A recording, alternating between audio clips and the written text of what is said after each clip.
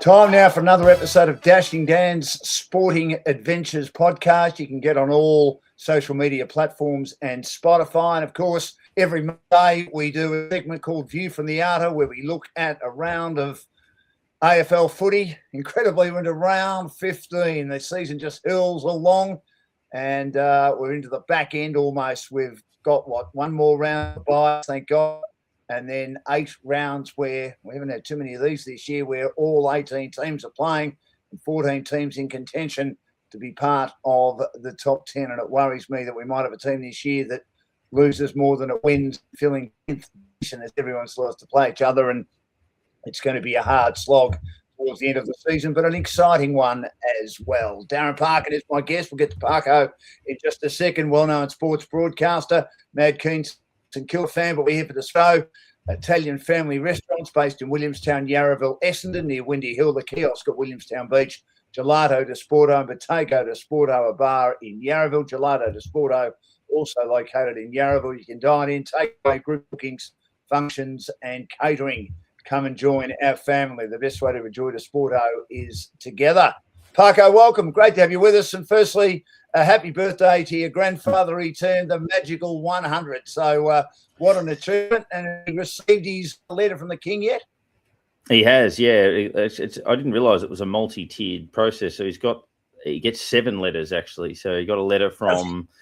So if you work your way up the ladder, he got a letter from the local mayor, the local Shire mayor, then the local state MP, the local federal MP, the Premier, the Prime Minister, the Governor General, and then the King. So he was presented with all of those yesterday with the note from Charlie. So, he's one of the few people old enough to have been at a St Kilda premiership. So, he experienced that live back in the day. So.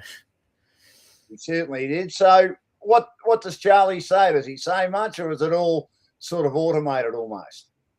It's probably automated. It's more than just a, hey, best wishes, congratulations. It's similar to the ones from the Prime Minister and the Premier, where it's like, a lot's happened in 100 years. You've helped shape the country. You've gone through wars and this and that, and a major part of the building the nation, which Australia, I guess, is still relatively young. So, there's you assume it's somewhat automated, but people wouldn't turn 100 that often. So you'd think getting it in front of them to have a read, and it's certainly a fresh signature. It's not as if they'd be signing 50 of them a day, because not that many people would get to that mark. So. No, exactly right. I mean, it's a magnificent achievement. How does he feel about it? I know you said to me he's a bit frailer now, and short-term memory not as. I mean, he's 100, so it's a mighty effort. I mean, is he proud? Does he think about absolutely. It much, do you think? Yeah, I think so. Like he's got a big family now, like grandkids and great grandchildren, and 4 generations and all of that sort of stuff. And we're obviously very lucky, at my age to have a grandparent, at my daughter's age to have a great grandparent. At my dad's age to still have his father. I think we all would consider that to be. Very fortunate. His wife, my grandmother, only passed away at Christmas. She was 97 as well. So hopefully that's a sign we've got some good genes. So. Oh, absolutely. You've got many good years left, Parko, and I still think before you pass away, you'll see a St Kilda premiership. I don't think it'll be this year. They had a dirty day yesterday. They started okay against the Bulldogs, who made some interesting moves. Tim English didn't spend as much time in the ruck. I think that has a lot to do with the rumoured fall out. He's had Luke Beveridge. He had another good player to fall out with Luke Beveridge, it seems, at this stage. And clubs are certainly knocking, but he didn't spend as much time in the ruck as he normally would. But the injuries to De Conning, to Sinclair early days, and that looks to be a very serious one. And then another suspension likely to come up for Alex Tarou. And those 2 draft picks of Travaglia and Tarou, top 10. And again, it's early days, not looking so good for Saints, considering keep throwing out this old chestnut, Parko, that Murphy Reid, who's probably been the best of that draft so far, went at pick 17 and is burning for the Dockers. Yeah, he is. It's interesting. Tara has been suspended twice this year, and they both come the week that he's been dropped from the senior team. There's nothing to that necessarily. It's not like he's cracking it and going back and doing reportable things, but it begs a question. I thought he was stiff to get dropped on both occasions, and you're thinking, well, if he's in the ones, then that incident doesn't occur because he's not there. So it obviously gets compounded by all of that that's happened. But yeah, it was interesting. And on the point of Tim English, we saw that with North against Richmond, and they've done it a couple of times where Tristan Jerry was playing forward and they had Trembath in the ruck. And as I heard numerous times in commentary, Cherry at the moment sort of got concrete hands. He's not going to mark things and kick a goal up forward. And Trembath was going to get monstered by Nankervis in the ruck. So you're sitting there thinking, well, wouldn't it be better off to play the ruckman in the ruck and the forward in the forward line? They ended up winning the game, so it didn't matter. But yeah, it was interesting with English, but then obviously both of his opposing ruckmen going down in a short space of time. But yeah, it was a bizarre game going in. I thought St Kilda would fare better than they have previously against the Bulldogs. It's been a shocking matchup where they've just been smashed in the middle and then the Bulldogs have been too tall. I didn't think that would be the case this time, and it wasn't. I mean, St Kilda were pretty strong in contested ball, a lot of inside 50s, fair share of clearances. It was a very different game, but it was a bit more like the way St Kilda were getting beaten prior to this year. It wasn't this year's brand. Like this year, they've been quite quick and high scoring, whereas they were very stagnant. They couldn't score. They got a lot of the footy and a lot of inside 50s, but just never really looked threatening. And it felt like after the first quarter, which was fairly open, St Kilda got a fair share of the footy without ever looking like they'd kick a big score. And the Bulldogs, when they had their periods of momentum, were just taking more use of their chances. The game was played on the Dogs' terms most of the way through. You felt like they had it the way they wanted, but St Kilda weren't that far away. And obviously when they lose the ruckman, then they throw Mitch Owens into the ruck, which robs the forward line again. Obviously Sinclair's leadership and ball use was an issue. But the Bulldogs had that game earlier in the year at Geelong where they got beaten and then had about 5 injuries. They had the liver concussion and the Darcy knee and a couple of others that came out of that game. So they obviously know what it's like. And I thought it was a 50-50-ish game. You lose those, it's frustrating. But yeah, the casualties that come out of it are the issue. Tom de Koning with the ribs and the punctured lung. St Kilda got the bye, so it'd be interesting to see what they do with that. I mean, if it was ribs, he'd probably be all right. With the punctured lung, does he miss a couple? I don't think that'll be long-term. Marshall, obviously, with the knock on the shoulder, I think that'll be okay, touch wood. But Sinclair, there was speculation around an Achilles because he had the foot in a moon boot and then he ended up on crutches. And the way he actually did the calf, just pushing off fairly innocuously and look behind him, which is that trademark Achilles motion. But it does look like a calf injury, but a pretty bad one. He's likely to miss the rest of the season. So that's what, a 10-week calf. So, yeah, he's obviously done a decent number on it. And yeah, they'll have to put him out to pasture, sadly. Is top 10 slipping away for the Saints now, 6 and 9? And would that be disappointing considering how much they invested in those players from other clubs in the off-season? I still think they make wildcard if you look at their fixture, just based on that. I think, and without sounding overtly positive, because I'm certainly not that. I'm as pessimistic as the next person when it comes to them. I think from at least my eye, they look a better side to me. Now, that doesn't mean anything if you don't win games, but they are a different side. They score more freely. Their stoppage work, I think they've got their best clearance differential in 17 years this season. Their contested ball games in pretty good shape. I think their defence is still holding up okay. They just need to take those half chances. They had half a sniff against Collingwood and Melbourne and Adelaide and Sydney clearly, and then obviously this game, and just haven't been able to take those chances. But if you look at their fixture in the run home, they've got Essendon at Marvel, Port Adelaide at Marvel, Richmond at Marvel, Gold Coast at Marvel, who are obviously in a bit of bother, and then North and Carlton, which are obviously going to be key games in the wildcard race. And their trickiest fixtures are Geelong at Cardinia Park and the Swans, although at Marvel. So I think there's at least 5, potentially 6 wins available for them, and that would be enough based on how I think the fixture will go. So I still think they'll land in the wildcard spot, but yeah, I mean, depends on what the preseason expectations were, really. Do you think we might have a team, as I said a bit earlier, that loses more than they win to finish 10th? I mean, last year think that's why they brought the wild card in. The Dogs won 14. They couldn't beat the better sides other than GWS. And Sydney won 12. And you would have thought, well, that's acceptable.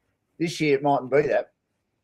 No, I think there's a chance that either a St Kilda, a Carlton, or a North, maybe it would be 11-12 potentially, and get that spot. Yeah, I mean, if you look at who we would classify as locks, so you would say that clearly Fremantle, Sydney, Hawthorn, probably Geelong, probably Adelaide, probably Brisbane would be 6, and then I would assume the Bulldogs make it, so that would be 7, and then you've got Melbourne as well, so there's 8, and then you've probably got 2 wildcard spots. I mean, Melbourne not an absolute lock, but you'd think they'd get there. Then you got 2 wildcard spots probably for Gold Coast, St Kilda, Giants, Carlton, Collingwood, North, probably fighting for those positions. Well, I mean, I'm still expecting the Giants to come, but I've been expecting that for a long time. We'll get to them shortly. I think the bye hasn't helped them whatsoever. Everyone has to go through it. Just one more on the Saints. Should Ross Lyon's job in jeopardy, or he's got so much power at the football club he can virtually do what he wants? I don't think necessarily that'll be the case, that he's unsackable or anything like that. But I think, and I hope, like when clubs have held the line in the past, generally it's gone okay. Obviously this year with Michael Voss an exception at Carlton, but with Richmond, with Hardwick, and Collingwood with Buckley, and various others, even the Bulldogs at times with Bevo. I think there is definitely progress. The issue would be, somebody like Corey Enright, who looks like he's a succession plan, getting poached.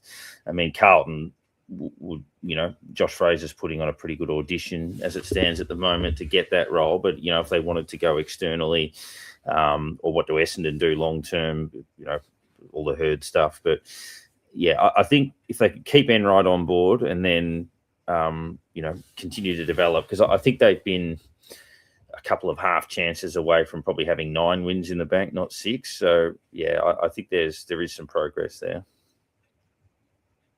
And the Dogs, I thought they were okay. They did what they had to do. They were very poor against Adelaide. Not scored like they did last year. Their defence looks a bit different. Beveridge experimented early, and of course everyone gets on the forum and says, sack him, he's making changes. Why has he got this one there? I mean, Croft's been playing on the wing for a few weeks. Hines has as well. Buku might have found his role playing on smaller forwards or hybrid forwards. They did what they had to do, didn't they? They were workmanlike, and having Liver back in the side certainly helped them. Yeah, absolutely. I think it was the type of response, that they were able to grind out 3 wins in a row, the good result against the D's, the good result against Collingwood, and then probably the best of them against a wasteful Hawthorn, but that was a gritty win. And then probably due a down one, given, they were fighting against the tide a bit, hung on, had a shocker, and then just needed to recalibrate a bit, and they were able to do that this week. As I said, I think the game was played on their terms. It wasn't a pretty game, but it looked like they'd set, not traps for St Kilda, but set defensive systems, and the Saints spent all day trying to get through and couldn't. So I think they were able to orchestrate the victory tactically quite well. Are you worried that Wanganeen Miller gets 44, but most of those are in the back half, so he doesn't really hurt the Dogs, even though most of his disposal hit targets? And then, as you say, they had issues getting it inside 50. Two players are between them, and they still get well beaten. Yeah, I think there was a collective one there. There was a game 4 years ago when St Kilda played the Bulldogs in 2022 where similar type scoreline, I think it was 12-12 to 7-14 or something in that game on a Friday night. And if you look at the mark stats for St Kilda, I think Wilkie took 18, Cooper Sharman played in defence and took 14, Mason Wood 13, Dougal Howard 15. Wow. And they never looked like winning the game. And it was similar here, but in disposals where you had, so Garcia, Windhager, Wanganeen Miller, and Brad Hill, all 4 of those players had career high disposals.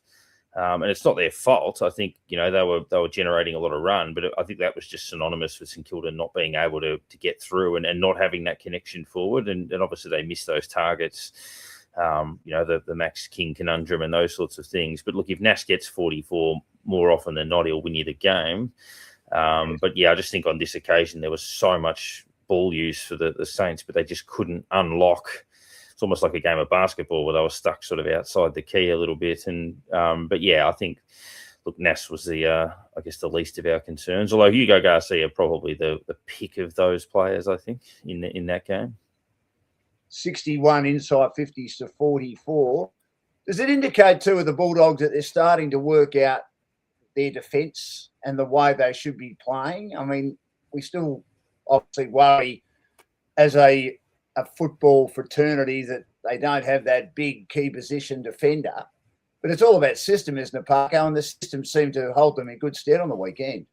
It did. And as you say, that's kind of been a knock on them that, they can be quite potent, but you could score against them if you got on top. And we saw that a bit earlier in the year. But yeah, if the system stands up like this, as you say, I mean, Rory Lobb's played at both ends now. He's gone from, back to forward. They've got, some susceptibility in terms of tall defenders. You mentioned Karmas has settled into a role on some of those smaller ones. But yeah, if their midfield pressure is as good as it is and they sort of hurt sides in that are trying to transition the ball, and St Kilda have been, I think, top 4 in the comp for turning defensive 50 possessions into inside 50s this year. So to be able to stifle the effectiveness of that, obviously shows that they've done their homework and can execute that based on their opposition. Darren Parkin is my guest, having a look at round 15 of the AFL for our podcast View from the Outer as part of Dashing Dan Sporting Adventures podcasts on Spotify. Thanks to our major sponsor, Desporto. Italians live life through their hands, and you'll taste every moment of it.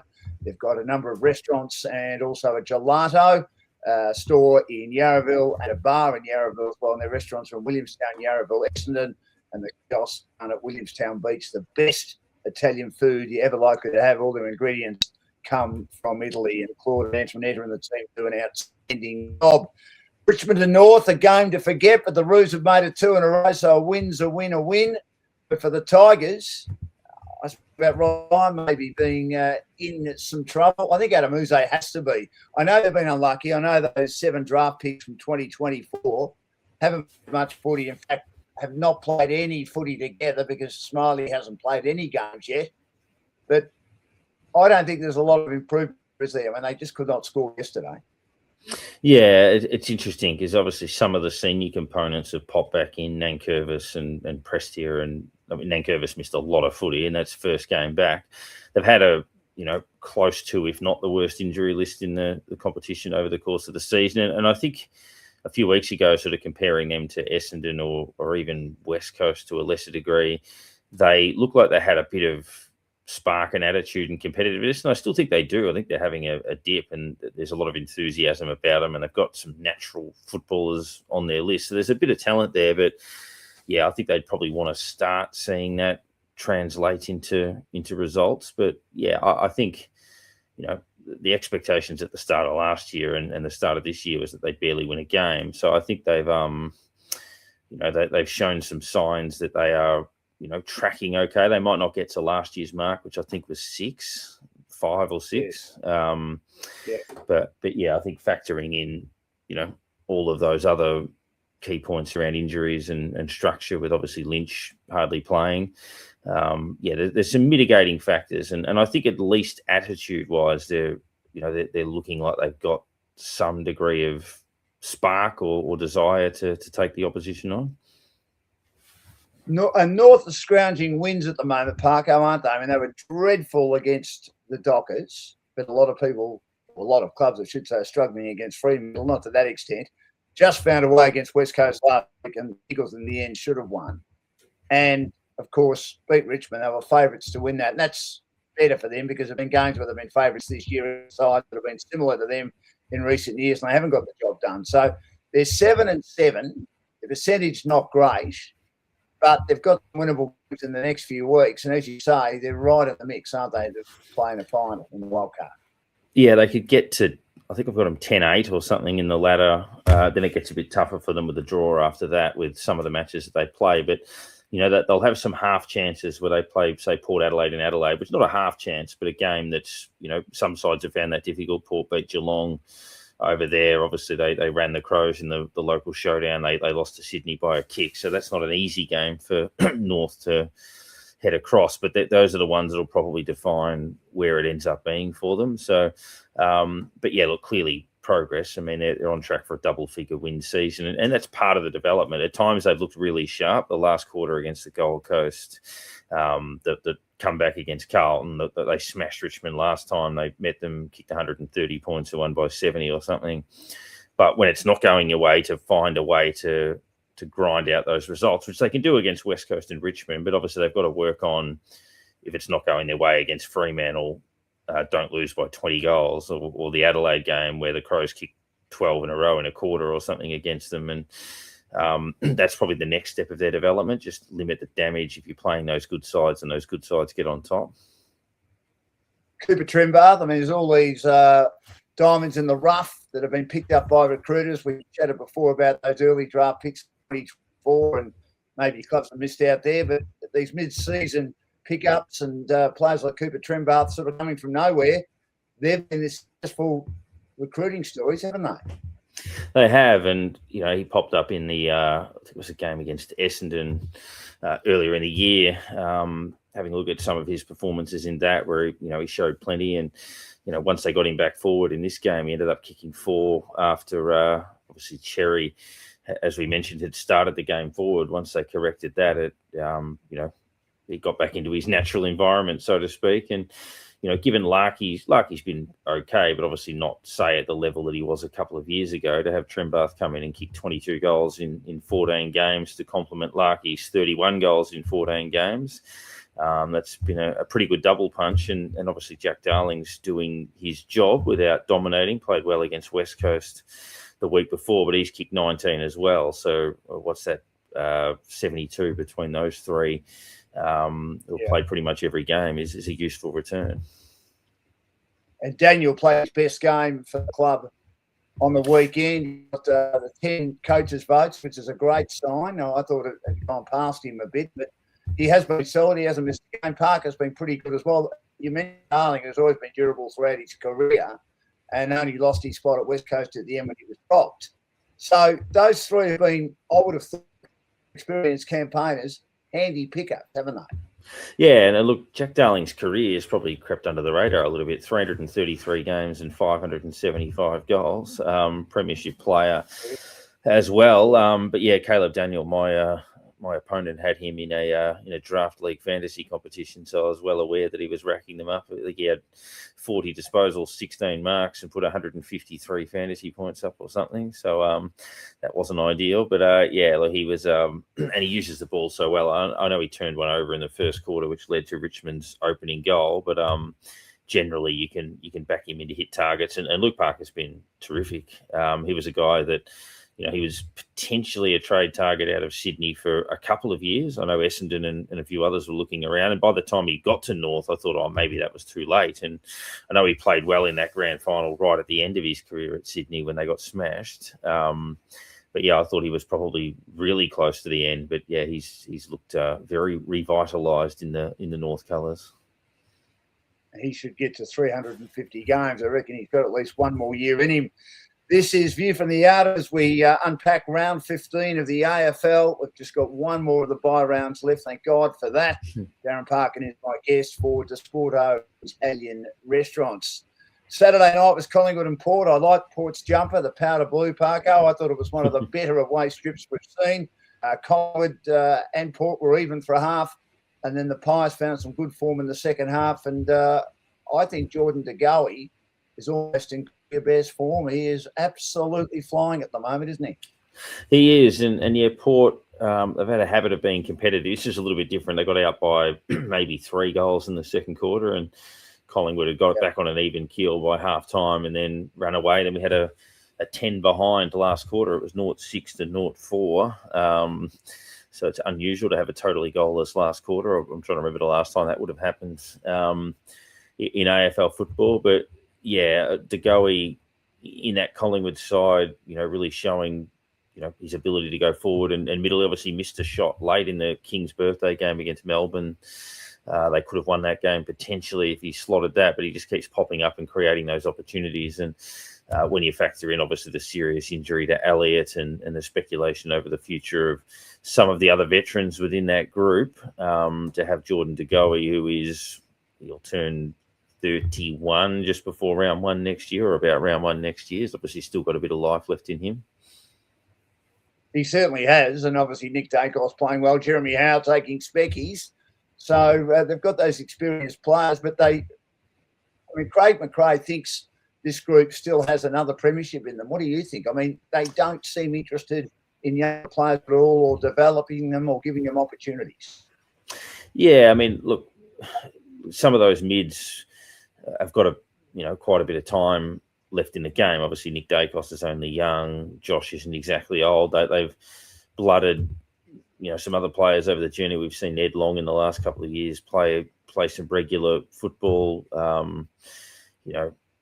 Rowan Steele's had a bit of a look at it as well, and a few of these others. But again, you look collectively at that forward line. So McStay as a key position target, he's about to turn 31, I think, this week. Tim Membry's 32. That's the issue. Pendlebury and Sidebottom will retire sooner or later. Jeremy Howe is another one he's 35. Darcy Moore's not exactly young either, so they're going to have to obviously rely on another crop of guys coming through to build around that core, and the core's going to be Dacos, De Goey for a couple of years, Crisp, Houston, these sorts of players, Perryman, Quainer, and depending on Braden Maynard's recovery as well, potentially him. So not quite sure that that's a premiership side, but they are really well drilled, and they find a way to bounce back. But no, I just don't quite think the quality's there right now.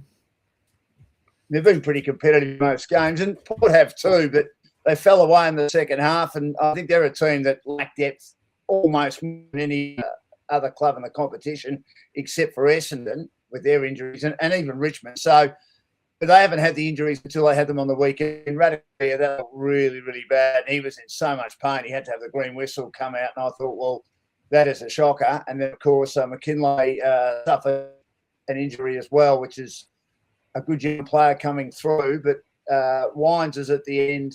They haven't had Rosie for all the season. Butters, you think, is gone. They've got Horn Francis and Georgiadis and Alia, and not much else at the moment, have they? And it could be a long road to hoe for Josh Carr and his team. Yeah, I think Josh has got them competing, but just that quality's held short. I mean, if you look at them, they lost to Hawthorn by 3 points at Marvel. They lost to Sydney at home by less than a kick. Lost to Adelaide by a point when they hit the front in the last minute, and then just got beaten effectively from that centre clearance at the end of that game. I think their percentage is hovering around 100 for a 4-win team, which is pretty good. I think their percentage conceivably is higher than the Dogs at this stage of the year, maybe. Well, much higher. Yeah, the Dogs there you are go. Too far going. Yeah, much higher. There you go. So there wouldn't be too many 4 and 10 teams, or 4 and 11, or whatever they are, with a percentage of 100, which obviously points to their competitiveness. But I think what Josh Carr's done has got them playing solid competitive football. The next step would be to find the quality, and as you say, I don't think there's as much there as there are with some other clubs. But no doubting their endeavour. Just not quite sure they've got the cattle, so to speak. There are rumours about Tom Sparrow hasn't signed at Melbourne yet. He's probably the career best season. He's a South Australian, and I think Port Adelaide is very, very keen, with the likelihood they'll lose Butters. We don't know who to at this stage. Richmond in the running, Geelong the running, Bulldogs, of course. But Tom Sparrow would be a handy pickup for them, wouldn't he, if they were to get him? He hasn't signed yet at Melbourne. Yeah, he's having a huge year. Been a major pickup or major performer for the D's. So, that'll be a great pickup for Port, and probably just the type of thing they need if they are going to build going forward. Obviously, we know that they've been able to fight off the interest in the likes of Bergman and various others. But as you say, the Butters stuff continues to beat sort of louder and louder. And, just that forward quality is an issue. So I just got to let the dog out Bergman, 2 seconds. Yeah, you're right. Bergman hasn't played much either, and that hasn't helped their cause. And Zerk Thatcher is a player that hasn't quite kicked on, as Port Adelaide were hoping he would. We're here for Desporto Family Restaurants, based in Williamstown, Yarraville, the kiosk at Williamstown Beach, Gelato Desporto, and also Bottega Desporto. And they have magnificent pizza, whether you're pulling up a chair for dinner, grabbing your favourite pizza on the way home, or gathering the whole crew for something special. Desporto's with the laid-back charm of Italy South meets the style of the North. Familiar, generous, and unforgettable. Come join our family. As I say, dine-in, takeaway, group bookings, functions, and also catering. Magnificent gelatos as well at their Gelato Desporto shop in Yarraville, and also Bottega Desporto right near their restaurant in Yarraville, which is next door to the cinema, which, as we know, has outstanding films. So Port Adelaide are one team that need to find a way. They're probably one of 4 teams that aren't likely to feature in the top 10. Obviously, the dog's gone out, Parko. Time for the evening wee or whatever to get himself ready to go to sleep. Yeah, he'll body slam the door if I don't let him out. But thankfully, he's out now, so he's happy. Talking of body slamming, the Blues are doing that at the moment. They've won 5 in a row. They had the harmonica in the room at the end of the game. They had that silly Matthew Cottrell who played the harmonica, also doing the Michael Jackson moonwalk. They're, they always get ahead of themselves, the Carlton supporters, particularly those with the Italian ethnicity. 5 weeks ago, they would have burnt down Royal Parade. They wanted Michael Voss out. Now he's gone out. Josh Fraser's come in. What's changed, do you think? I think it's just a bit of freedom. I mean, obviously they've still had the group there, but I always wonder. I mean, if you look at the way they were playing earlier in the year, they were still playing some good footy. They were just coughing it up. I mean, they were 4 goals up on Sydney, then Sydney kicks 12 and a quarter, 4 goals up on North in the last quarter and get beaten, 43 points up on Melbourne at half time and get beaten, 15 up on the Saints. The Saints kick 8 goals in a quarter. They were 19 up, I think, on Collingwood at 3/4 time and lost.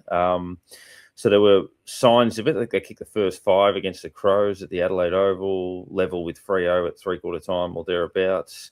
So, there were bits of it there, but I think the tightening up probably came with the collective pressure that was on the club, and maybe they just felt that, here we go again, we need to perform, heads are on the chopping block, so to speak. And now that that's all been resolved and done, maybe now there's just a freedom within the group where they're just playing now with those shackles off. And obviously the challenges will come. They're not going to win every game for the rest of the year. And then teams will throw up different challenges and players will get injured and all of that sort of stuff that happens. But yeah, at the moment, I just think the shackles have come off and they're no longer getting tight in those key stages in games, as we saw with the way they closed out the Geelong game, the Bulldogs game, and even this game where the Giants came at them a couple of times.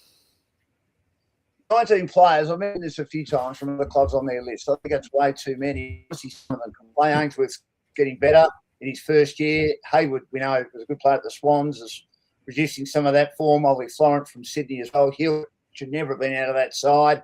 And they can obviously coexist with him, Cripps and Walsh. Jagger Smith's been good. The one that's really impressed me with Wiedering being out is Harry Dean. He looks like his old man, that he's played 240 games like Peter did in that halcyon period for Carlton in the 80s and 90s. He's an outstanding player, isn't he? Dash at such a young age.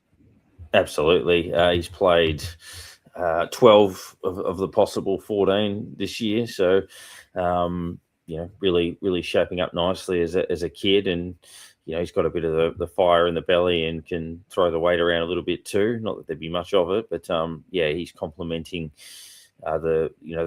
the likes of Jagger Smith, who's obviously 12 months later than we anticipated with that injury, who's been lighting them up. Even Will Haywood, senior player they got from another club, who started really slowly, has started to pick up the pieces a bit over recent weeks. Played well against Brisbane at the Gabba in a loss, and that sort of kick-started his season a little bit. He's now getting sort of high teens and kicking multiple goals most weeks. Well, I mean, he was an outstanding player at Sydney, and I thought he'd be a big loss and a great addition for Carlton, and he finally is. Josh Fraser at this stage has said he's not going to coach, not going to apply for the job to be the permanent senior coach. But do you think as the weeks go on and he continues to have this team playing well, that it'll change his mind? Possibly. I mean, I think they're going to win their next two. They've got West Coast at Marvel and then Richmond, so they should make it 7. Yeah. And by that stage, you know, they would have squared their season. They would have gone from 1-8 to 8-8.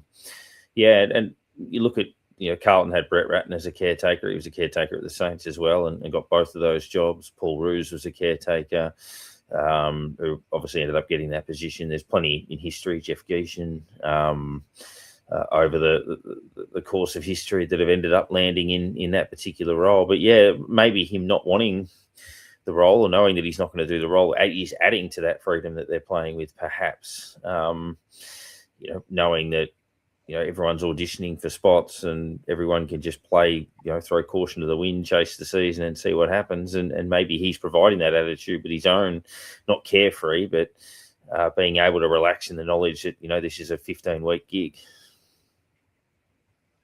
For GWS, Dash, the bye came at the wrong time. They were flying. They'd won 2 games magnificently before the bye. And since then, they were beaten by the Saints and they were behind most of the day. And the Saints probably should have won by more. And bar a 10-minute period in the third quarter when they kicked 4 straight to level the scores, they were chasing Carlton's tail, weren't they, throughout that match?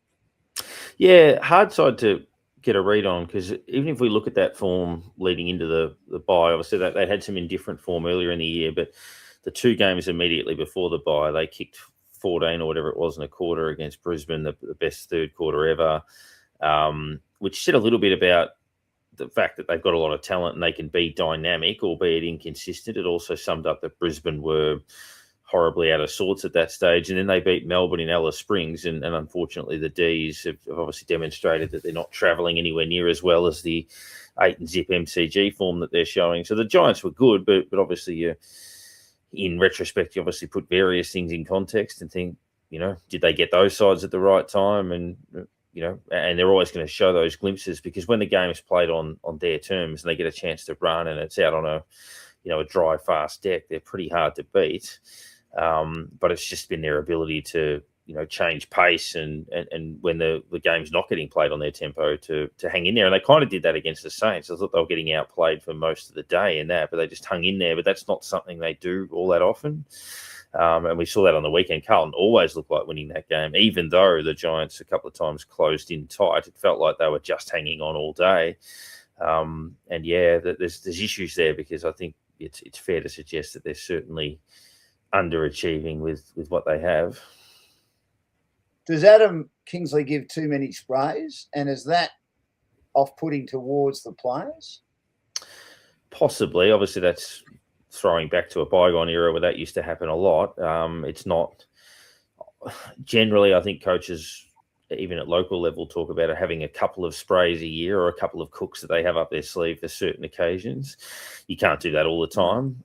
You can get a lift out of people with it. You know, that the famous one that does the rounds in that Sydney game where they actually kicked about 10 in a row after he said that and won the game. That's not going to work all the time. And it obviously depends on the spray too. Like, there can be a spray that's an aggressive rev up where it's like, we're better than this. This is disappointing. Let's go, show some pride. Or there's some of that pointed stuff where it's like, yeah, you're no good as a leader. You can't stand up under pressure. That sort of stuff can start to, you know, maybe breed some degree of animosity or frustration or tension if that sort of stuff continues. Now, on Saturday afternoon, Adelaide played Melbourne. It could have been, if it was at the MCG, a match that an even money bet, but it was at the Adelaide Oval. But they took all day to beat the Demons, who were quite impressive.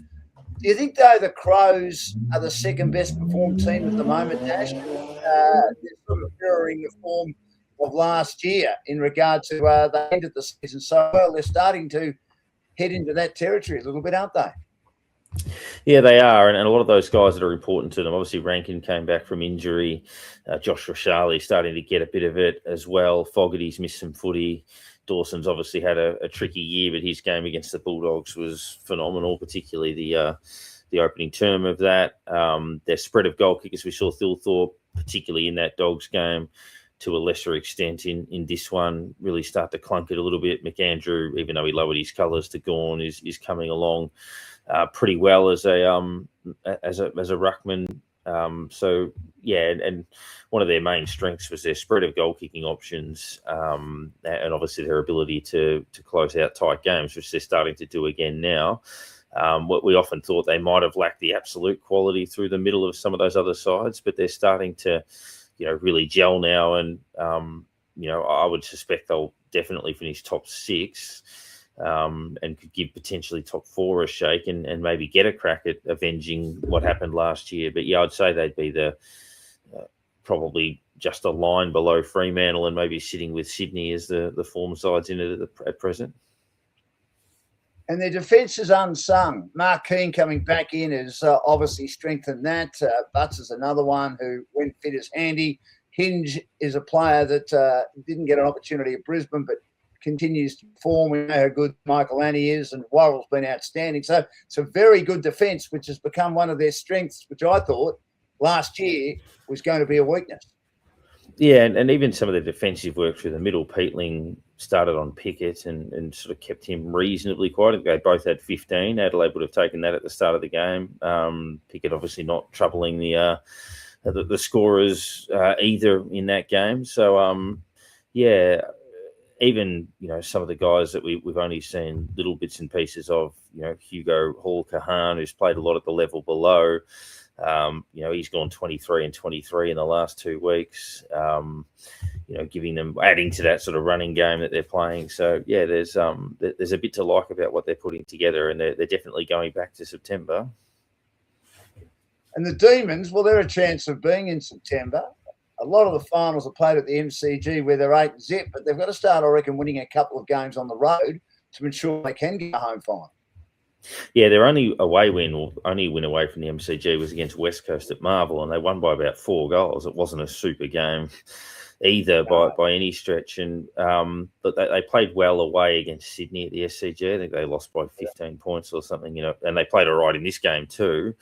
But yeah, they've got to, they'll pour in the Ellis. They were, disappointing in gather round, of course, against Essendon. Yeah, so that's the next step for them. Clearly, they've been one of the success stories of the year, and their fixture's not too bad. We do see them play big MCG games against, decent opposition in the run. I think they've got Fremantle at home somewhere along the way there. They've got Geelong at the MCG as well. So those are going to be the key games. And then the really tricky fixtures where I think they play Hawthorn in Tassie in the run home. So...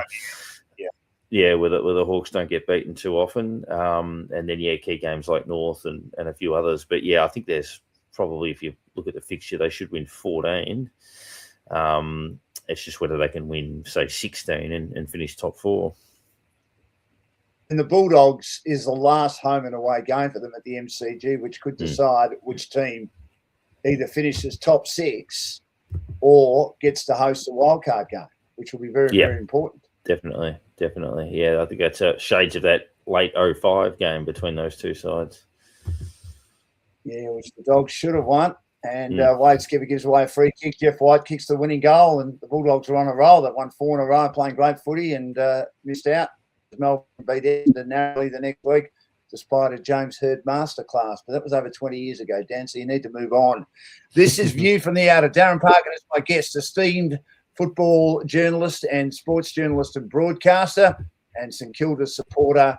And, of course, as part of Dashing Down Sporting Adventures podcast, you can get these podcasts on all relevant social media platforms and also on Spotify. Forward to Sporto.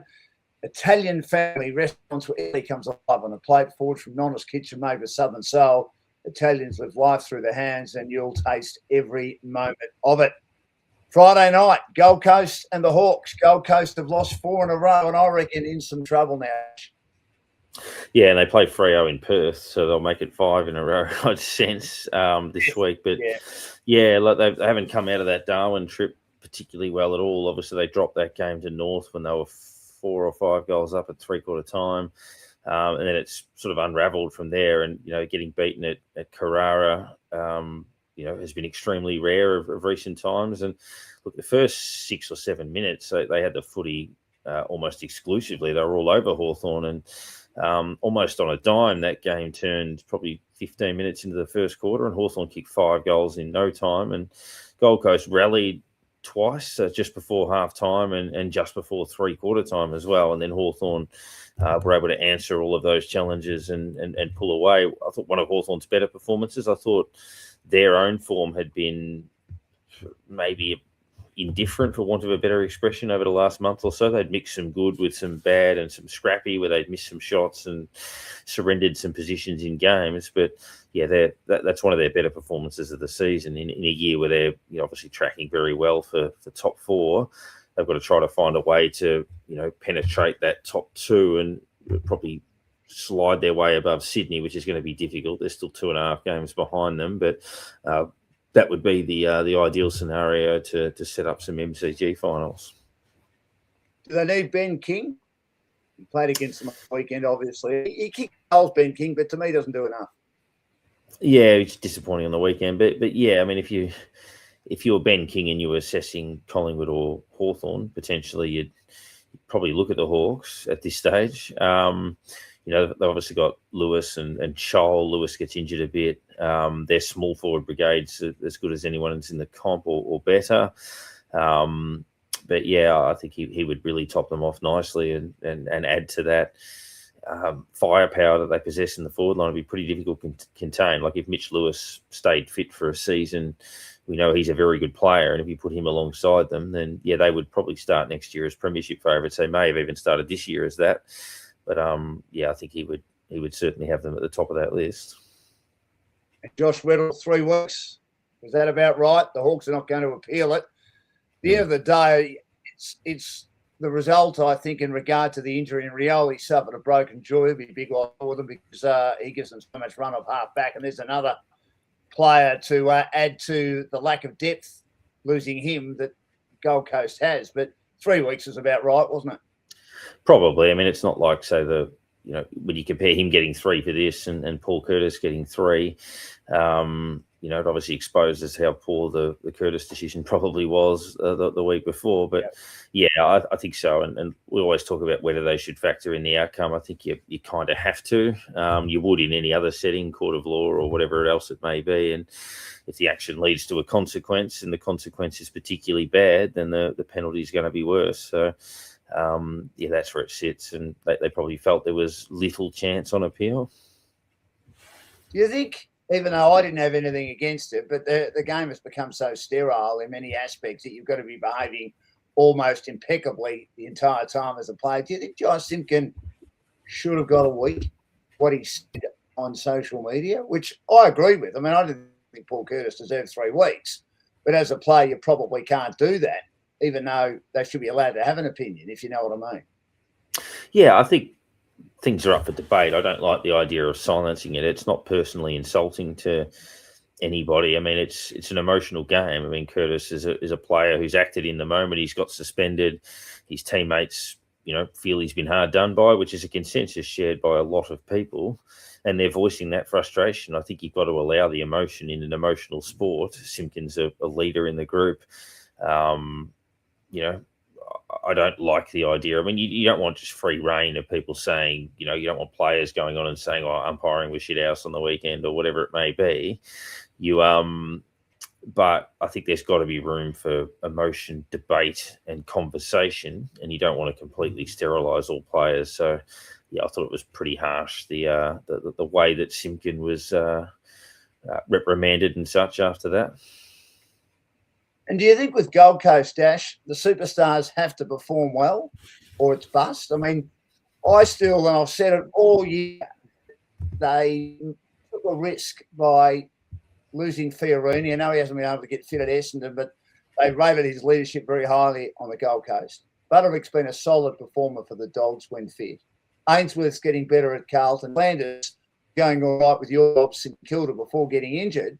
There's 4 very handy players to add to the depth, which probably evens up the fact that you've got so many good players at the top and other players who either aren't ready or might be good enough as their players at the bottom. Yeah, and you're getting obviously a lot of new faces pop up that we hadn't seen a lot of. Jai Murray, 3 games. Adensel was on debut. We've seen Oscar Adams come into the fold in the last couple of years, but playing more games this year. Was on the Saints list for a period of time there as well.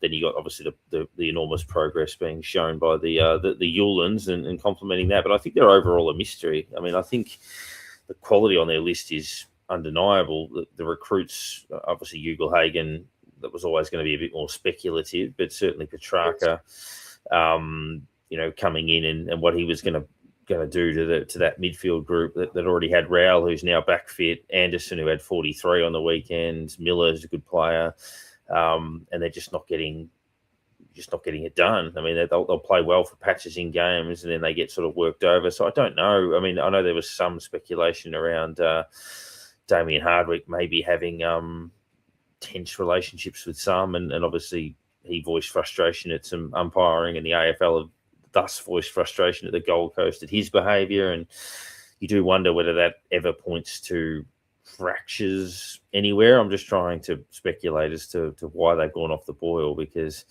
they would have been tipped to finish at the very least top 4, and they may miss a wild card on form at the moment.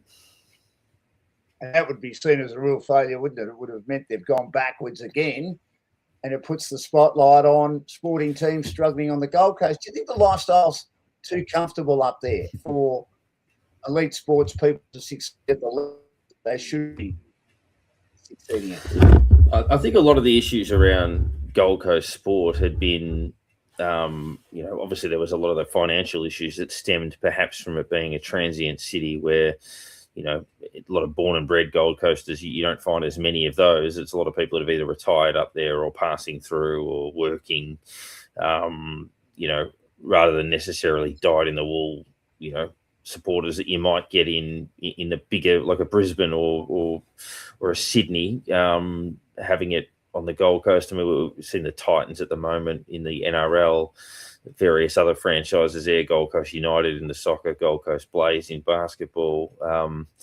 I guess it's never had that level of success. I don't know about comfort of lifestyle, because I think that would be an appealing factor. I mean, if you were deciding, am I going to go play for Adelaide or Port Adelaide or GWS or the Gold Coast, doing your recovery at Surfers probably has a little bit more of a nicer ring to it.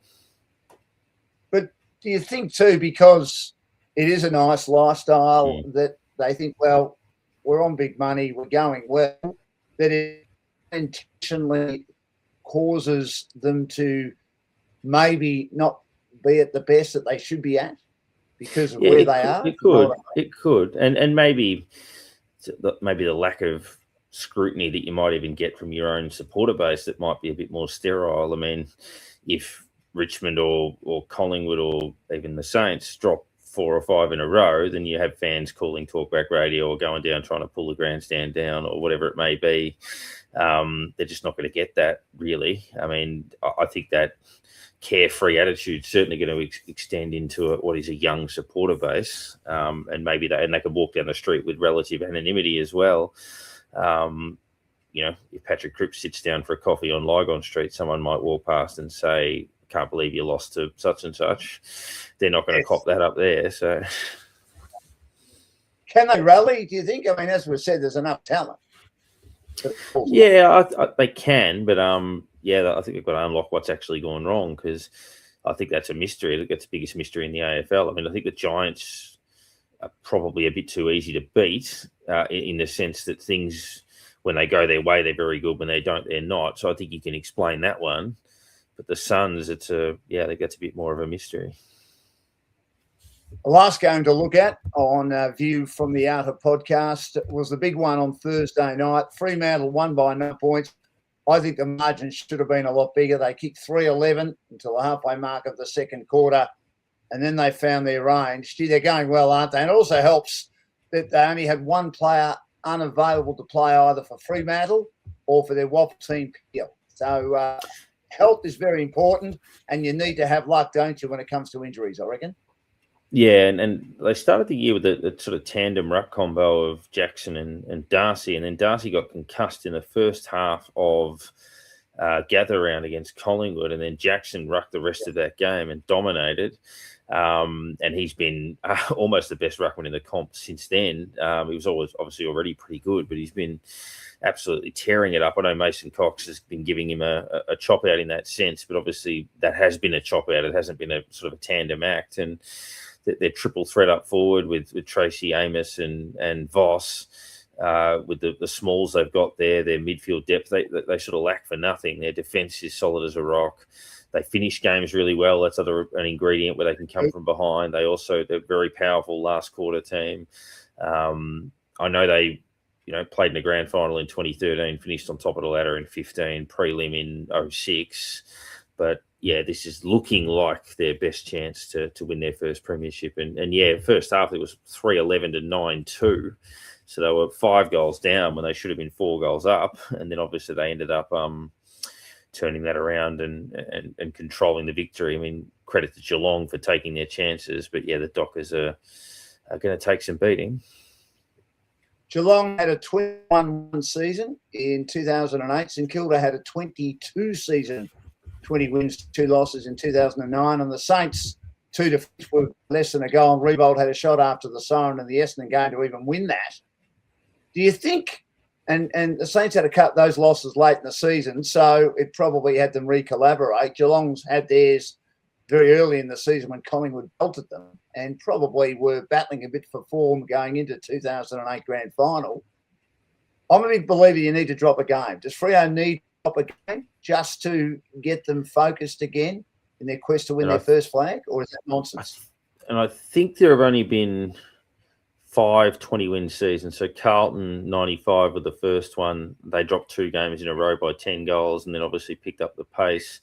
Essendon's all-conquering 2000, where they did lose the late game when they were, steamrolling, and the Dogs through the Terry Wallace masterclass got them on that Friday night. And then Collingwood, the year after they won the flag in 2011, went 20-2 with both losses to Geelong. One early in the year and then one in the last round when they rested everybody. And then they only lost to Geelong that season because the Cats got them in the grand final too. So 3 losses all to the same team. And the other one on Riewoldt too was he missed the shot after the siren against Essendon. He had a shot on the run on the siren against North that was touched on the line that would have drawn the game in that one too. So, they obviously got pretty close. But I'm always torn on that. I think Robert Walls made a comment once where they said, "Oh, how would you feel if you won every game in the season?" And he said, "Pretty bloody confident." And I think that's kind of true in the sense that you're going to get challenged. Like Fremantle have been challenged a bit. The Bulldogs challenged them. Geelong challenged them. St Kilda challenged them. Hawthorn challenged them. And I think if you come out of that and win, I just wonder whether you pick up more from that than, we need to lose a game and recalibrate. I reckon you're going to stare defeat in the face during the season. And if you just keep knocking that away, I think you just go from strength to strength. And you handle it. I always feel that handling those moments is going to be better than the lesson learnt from a loss. Despite Bont's magnificent goal on the weekend where he picked it up in his right hand and he had people around him and snapped over his body, which was brilliant. Do you think Luke Jackson is the best player in the comp at the moment? You said he was the best ruckman, probably shading Max Gawn. But do you think he's the best player in the comp? He can do everything, can't he? Yeah, and, to have a ruckman to get 28, 9 tackles, kick 3 goals, 6 clearances, midfield numbers. I know there's a few ruckmen that kind of do that, but yeah, you'd still say Bont for longevity. You'd look at someone like Dacos. Jeremy Cameron always gets thrown up a little bit in that, given his ability to consistently get it done. But yeah, I think Jackson's form as it stands right now would have him at the top of the tree on current form, but I'd still have Bontempelli as the best player in the competition for mine, obviously based on the collective body of work. Is Alex Pearce one of the best captains in the comp? He's very good again in the last quarter, wasn't he? He needs a haircut, but I reckon he's made a haircut since he joined the Dockers 12 years ago. Yeah, 11 marks, and as you say, his clutch effort late in games, and old-fashioned captain to have as a key position defender, which always kind of feels right. So there's been a lot of successful types in that part of the ground, but yeah, he's perfect for their group at the moment with the sort of eclectic bunch that they seem to have. It kind of sort of suits them a bit like, it feels like Darcy Moore's leadership suits Collingwood. It feels like Pearce's leadership suits Freo. So, and I mean, Mason Cox is their 23rd player at the moment. A bit like his time at Collingwood, bar that special game in the preliminary final of 2018 where they surprised Richmond. To me, he doesn't do enough, but they think that he plays a role, which is what role players are all about, especially in a team looking to win a premiership. I mean, the problem with Darcy is the only role he can play is ruck. Cox at least can compete up forward, but he needs to do a bit more, doesn't he? Yeah, he does. I mean, he gave Jackson a bit of a chop out, and then he's had 11 hit outs himself, 6 touches, 1 mark, 1 behind. Yeah, you want him to catch one inside 50 and kick a goal a week, playing that role. You know that Jackson's going to do 80% of the ruck work, but you need someone to do the 20, and you might as well have a competent ruck do it if Jackson can get those sorts of midfield numbers around it, and your forward line's not getting too top heavy as a result. So yeah, I think they persist with that balance at the moment, because the other one would be that you would have to run one of your key forwards potentially as a second ruck, which hurts their structure a little bit more. So I think they will really want to persist with this setup, and it's working for them. All power to them at this stage. And what about the Cats? Is Chris Scott sometimes too smart for his own good?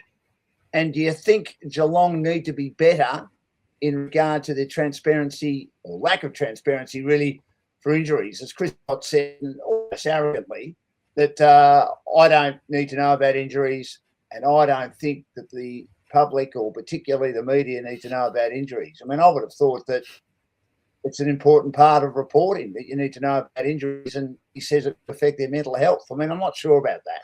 If you have an injury, you have an injury. And if you're playing elite sport, I think it needs to be mentioned.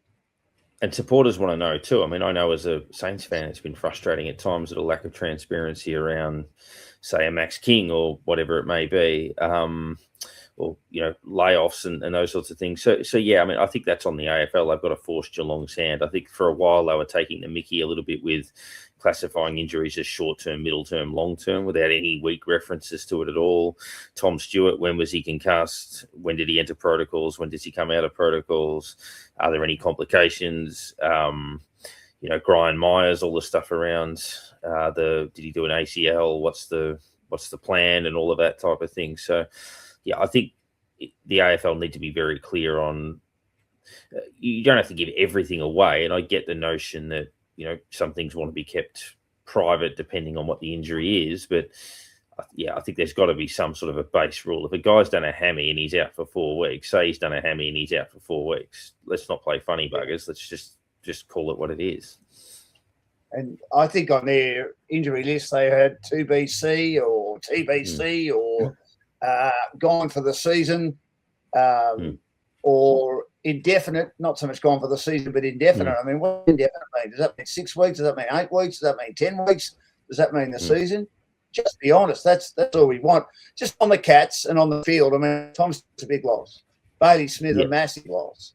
They looked a totally different team without him. And Jeremy Cameron has to be injured. Now, if he goes to trials, we're not going to know how bad that arm injury is, but he hasn't properly recovered from that, has he? No, he hasn't. And, he had that big game. How many weeks back are we? We kicked 10 probably 8 weeks ago, and he's had some 3s and 4s. But, not getting anywhere near that same level of output from him coming off the 88-goal year last year. And as you say, getting injured in the big dance. But yeah, fascinating side, the Cats. Obviously, they're going to keep winning at Kardinia Park. But I just wonder if you line them up against Fremantle, Sydney, Hawthorn, even Adelaide. I know they lost to both Adelaide and Hawthorn by a point, but if you line them up against all of those sides, I just wonder where would they sit fifth in that group if you were looking at premiership contenders, or could you see them getting amongst it? That's probably the debate. Are they a better chance than last year? I'd say no, but it certainly doesn't mean they're no chance. They're missing Tyson Stengel as well, aren't they? He just had the class. But, I mean, Mark comes in and gets a few possessions and kicks a few goals, but then hardly touches it after that. We know Sean Manners quite a good player, but there's just, I don't think the brilliance that there has been in the past from the Cats. But just when you think that the era could nearly be over, they come back and play some brilliant football. So you can never write them off, can you? No, that's right. And last year they were absolutely flying by the time they got to the finals and just ran out of puff in probably the second half against Brisbane. So you never discount them. They're well drilled. They find ways to, even this game, they nearly pulled that one out. I know they were a bit fortunate with Fremantle's conversion, but if you run the Dockers to 9 points at Optus Stadium and the Crows to 1 at the Adelaide Oval, you're still going okay. It's just whether they can take the step required to be better than all of those teams. And did Chris Scott get ahead of himself, Dash, by not really tagging the Dockers' key playmakers like Shea Bolton, Andrew Brayshaw, Caleb Sarong, who's coming back from injury, even Hayden Young? Normally they'd have 2 or 3 taggers going, and the 2 main taggers are the Irish boys, Mark O'Connor and Osher Mullen. Yeah, I think they had to go to at least one of them against that sort of Fremantle side, and I would probably go Brayshaw, probably, just in terms of what he does for them in the, at the coalface. But depends who you consider to be easier to tag. But yeah, I would probably go that way personally. Now, just before I let you go, the biggest game this week is Brisbane-Sydney. Here's going for the Lions. They've had the week off. They might get a few back. If they can beat Sydney, you'd have to say they're still right in the mix. And I mean, even if they lose to Sydney, they're still in the mix. So I think the best footy's still in front of them, and we know how good they are later in the season. They tend to peak at the right time, don't they? Yeah, if they finish top 6, they're going to scare most, that's for sure. I mean, they might struggle to get a home final in the, 2 or 1-2 slot, but if they 5-6 slot get the winner of the elimination knockout, or whatever you want to call it, clean them up at the Gabba, and then they're into week 2. They're going to be a pretty frightening prospect for sides that are still in the draw. And Sydney probably needed the rest more than anyone. They just fell in their last 2 matches. Very lucky to beat the Saints and struggled in their next match, but found a way to win as well. But probably the buyers come at the right time, and they get a pretty handy player back in Errol Gordon. So they're looking good, aren't they? Yeah, and then obviously they've got McInerney, semi-long-term, Papley, coming back somewhere down the track as well. So there's still some things to add in there. But, yeah, Gordon, the fact they've done what they've done this year without him, and, they're finding ways to win. They've had different match winners in each of those games. So, yeah, I mean, I've got them just slightly behind Freo, but only slightly. They're right in the frame, provided they can bury some of those late September demons that have hurt them. Any other matches tickle your fancy? I reckon Hawthorn Giants is an interesting game. The Giants just have to get going, but the Hawks are good at the MCG. I mean, if Giants were to lose that, they'd be 6-9 and really chasing them up. Yeah, Giants cleaned them up at the start of the year, but obviously haven't been able to emulate that form really at all. That last game at Gold Coast have got to show something against Fremantle, and as much as the showdown is, the consequences for Port aren't as severe, that the last showdown was a classic, and that's always an interesting game. So can they halt Adelaide's momentum in any way? It's one of my favourite games of the year because they always produce special moments, don't they? And excellent outcomes, the Port Adelaide game. And it's an example of 2 sides where there's a huge rivalry, or it doesn't matter now on the ladder. And as you say, Adelaide going much better than Port at the moment. You'd expect Port to fire up, and it wouldn't surprise me if they can get the result, which would be their best win of the season, wouldn't it? Definitely. You'd give them every chance. They nearly pulled the last one out, and just got to avoid a letdown, an emotional letdown, because they've been so competitive without getting a result that sometimes you can just drop away for a week. They've just got to guard against that happening to them. Dash, thanks so much for joining us. Darren Parkin has been my guest on Dashing Dan's Sporting Adventures podcast, our View from the Outer podcast, where every week we look at the round of football. We've got, 9 to go before the finals. Can you believe that? Just seems like yesterday we had happening around, and I was sitting in this room and the Dogs got over the line against Brisbane, and I think I told everyone, a couple of expletives in there, what a win that was. But That is a long, long time ago now. But Darren Parkin has joined me for our podcast. Thanks to the Sporto family restaurants, Antoinette, Claude and the team do a magnificent job with the food. Some restaurants feed you, they bring you home. Every dish at Sporto is a love letter to Southern Italy, artisan crafted from the freshest seasonal produce, all coming from Italy, built on recipes passed down through generations and served with the warmth of family around a shared table. And they're based in Williamstown, Yarraville, Essendon. They've got kiosk on Williamstown Beach, which is always busy, no matter what the weather is doing. Gelato to Sporto in Yarraville and the Bottega to Sporto bar in Yarraville. Good on you, Dash. Enjoy the week off for the Saints, and we will speak again soon. Yep, I think we need it, but looking forward to it.